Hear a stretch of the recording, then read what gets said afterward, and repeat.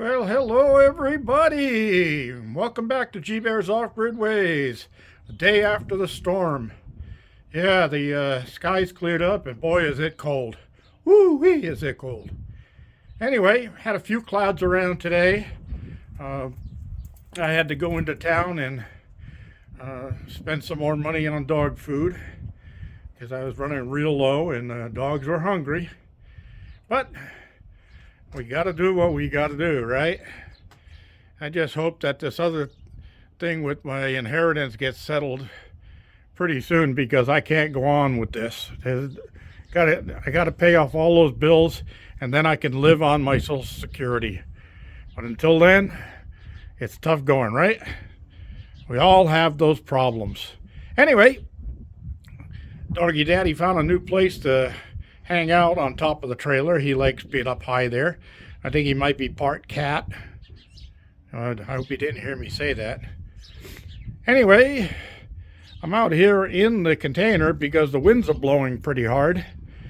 They're low 20 miles per hour, somewhere in there. But yeah, if I step outside, the winds will drown out the microphone. So I'm in here and was messing around with a few things that needed to get done in here, and then said, you know what, it's just too cold, so I'm going to wrap this up, shoot a quick video, and head inside and get things done inside. I'm going to have some of those chicken leg quarters for supper tonight, along with sweet potato and steamed carrots. I love my carrots. Actually, I like carrots and potatoes. I like all those root fruits. Yeah, good stuff. I don't know if I ever showed you how I repaired this fly swatter. And that's a plastic cover from a container. I just cut it off and hot glued it in place. I'm going to grab my punch one of these days and punch a bunch of holes before the fly season starts again.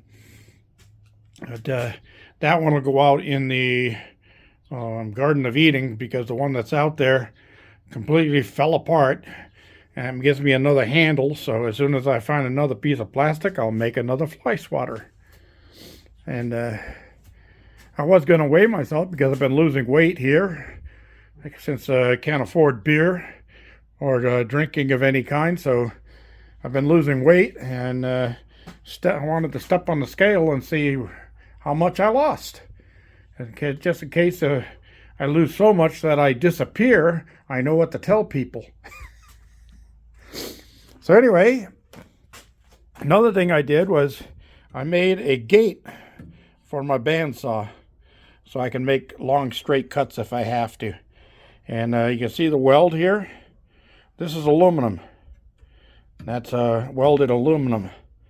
So how do you weld aluminum? Well, you use a propane torch, and they make these special aluminum welding rods. I think I got them over here. Yep, this is it right here. And it's got instructions in there, and low working temperature, and no flux needed. Master marketing. I got these at Harbor Freight, and you should, if you have aluminum stuff laying around that you got, well, if you're going to be off grid, you're always going to have aluminum stuff, and you might have to weld something. It takes a little practice to get used to it because it's actually more like soldering than it is welding. You have to get the metal hot enough with the flame to melt the rod. You don't use the flame to melt the rod. That's the difference on it. Whereas you're welding, you're using a acetylene torch, oxyacetylene, and you get that blue flame, you heat the metal up nice and red, then you put the welding rod in there and you melt the welding rod into the hot metal. On aluminum, you want to heat the aluminum just enough to where when you touch the rod to it, the rod melts. Okay, if you go too much, you're going to, of course, distort the aluminum or melt the aluminum, and you don't want to be doing that. I originally saw that stuff about oh, it's got to be 30 years ago or more, at a swap meet. And the guy that was showing it was the inventor.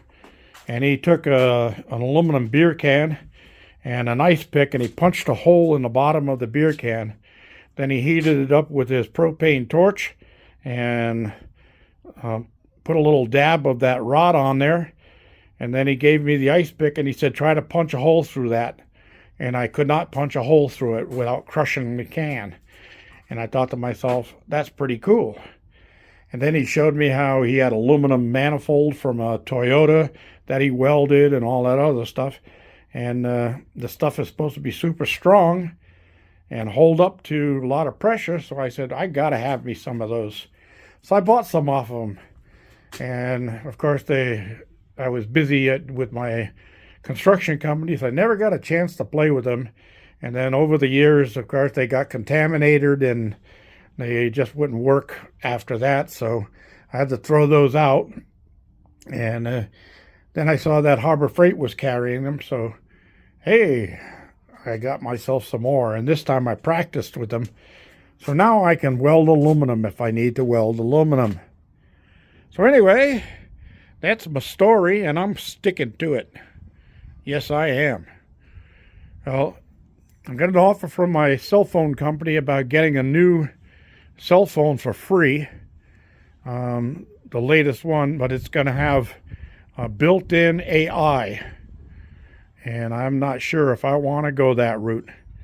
Of course, they're probably going to have updates to all of the older phones to put it in there anyway.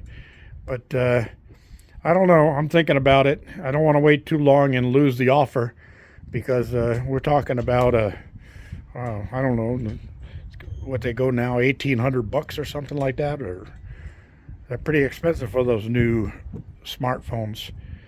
So if I can get one for just turning in this this old one, is what it says. Just turn in a working older model and you get a new one on them, it says.